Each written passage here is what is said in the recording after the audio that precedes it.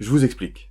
J'étais parti sur cette nouvelle. Cyril Gardiani, journaliste proche d'Emmanuel Macron, est pressenti pour prendre la tête du service politique de France Télévisions. Du coup, je voulais parler de la structuration du paysage médiatique à 1 an de la présidentielle. Comment vont se mettre en place les grands pôles idéologiques, les thématiques et les cadrages, tout ce qui construit le terrain sur lequel vont devoir s'affronter les candidats. C'est important parce que c'est ce qui va avantager certains au détriment d'autres. Un peu comme au tennis, les joueurs ont leur terrain de prédilection. Imaginez si on dit « cette année, Wimbledon sera sur terre battue », c'est Nadal qui sera content.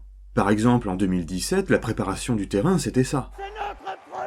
Donc c'est parti, on va encore fouiller dans le dossier des relations entre médias et politique.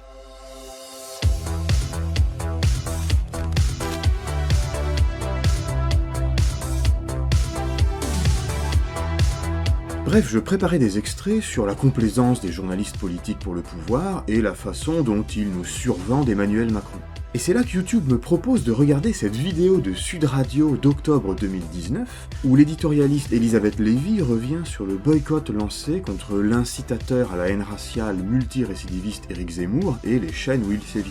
Il est carrément scandaleux que des entreprises comme La Maïf, Nutella et d'autres décident aussi, toujours sous la pression des réseaux sociaux d'ailleurs, de retirer leur budget.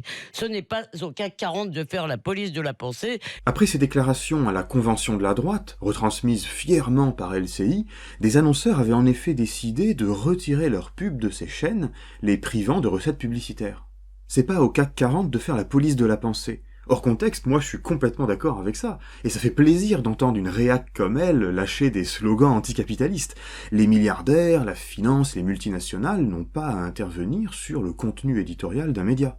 Par contre, quand Elisabeth Lévy s'insurge contre l'intervention de grandes marques pour faire virer Zemmour de CNews, elle se met dedans toute seule, parce que c'est le pire des exemples. Qui a ramené Zemmour à CNews ? C'est Vincent Bolloré, propriétaire de CNews via le groupe Canal+ et Vivendi, groupe coté, au CAC 40.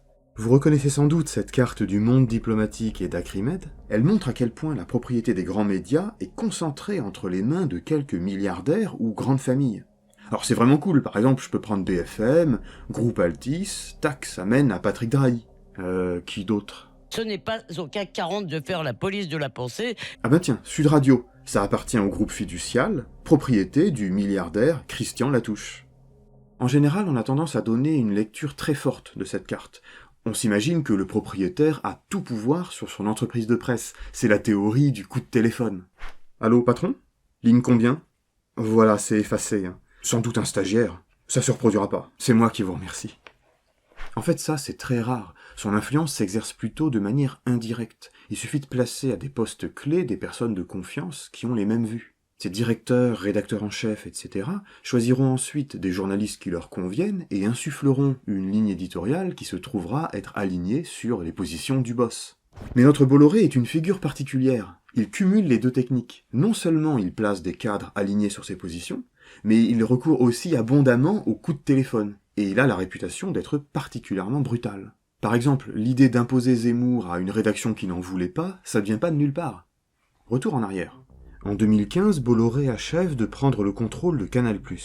Comme d'habitude, quand il fait l'acquisition d'une société, industrielle ou de presse, il remplace son équipe dirigeante par ses proches. Il multiplie ensuite censure et coups de pression. Déprogrammation d'un documentaire sur la banque Crédit Mutuel, qui se trouve être partenaire en affaires de Bolloré, remontrance quand un comique s'en prend à l'image du patron, ou encore le zapping, les guignols de l'info et spéciale investigation qui sont placés sur un siège éjectable.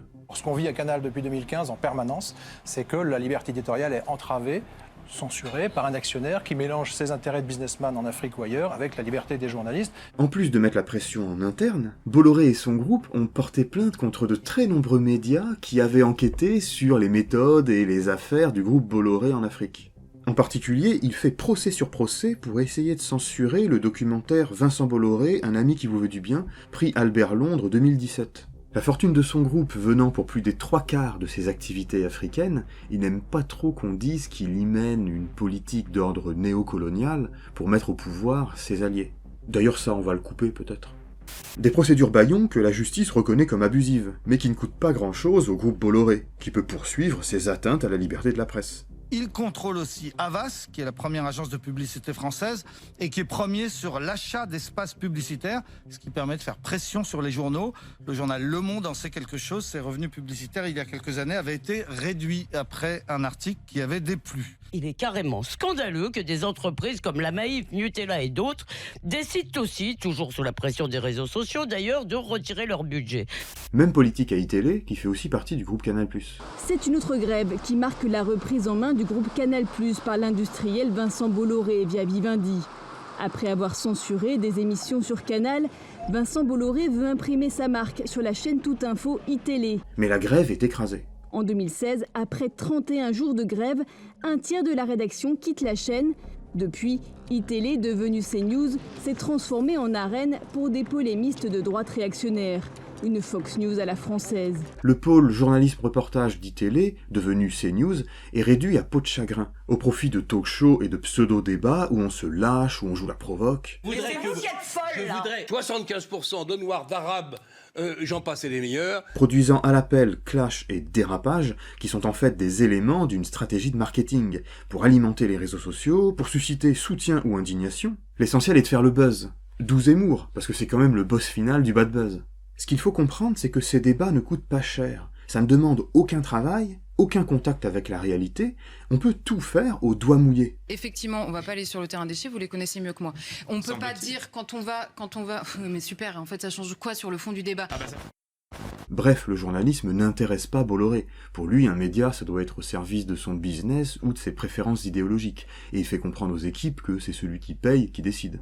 Vous êtes complice de Daesh, pourquoi? Non mais pardon, mais il a raison. Le chroniqueur Sébastien Toen, qui parodie les vedettes de CNews, Pascal Praud et Jean Messia.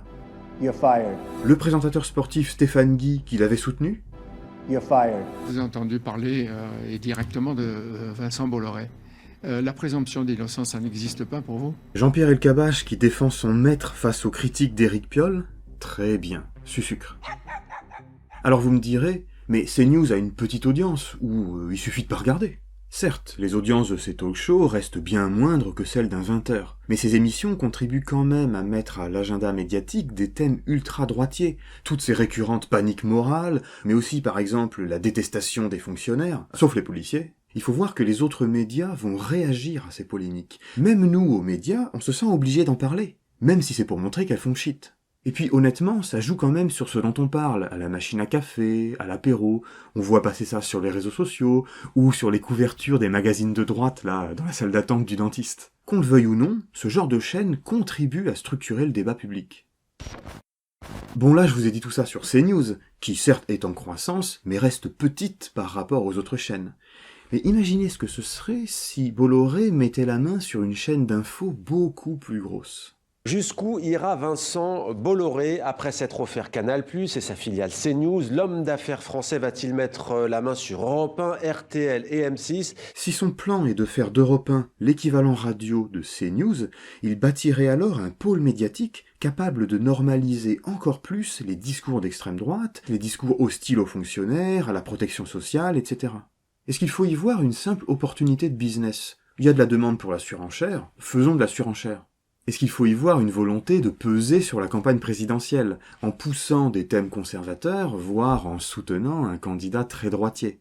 Vincent Bolloré fait de Canal par moment un instrument de propagande et dans une totale impunité. Ce n'est pas au CAC 40 de faire la police de la pensée. Parce qu'on voit ce qui se dessine. Sondeurs, commentateurs nous rabattent déjà les oreilles avec l'inévitable duel Macron-Le Pen. Si le paysage médiatique se reconfigure pour lui préparer le terrain, en renforçant la polarisation entre un camp libéral pro-Europe de centre-droit contre un camp national souverainiste d'extrême droite, ce duel a en effet toutes les chances d'avoir lieu. Alors qu'on pourrait très bien imaginer que, puisqu'on sort d'un quinquennat où il y a eu une très forte mobilisation sociale, le match se joue plutôt entre ceux qui veulent continuer sur la voie néolibérale et ceux qui veulent au contraire revenir sur la contre-réforme des retraites, renforcer les services publics et le droit du travail et effectuer la transition écologique. Mais ça demande une autre structuration du débat médiatique. On se retrouve dans 2 semaines. Bon, écoutez, je fais pas de politique, j'y connais rien, j'ai investi 3 milliards d'euros. Et alors le média, il est où là-dessus? Ben il y est pas.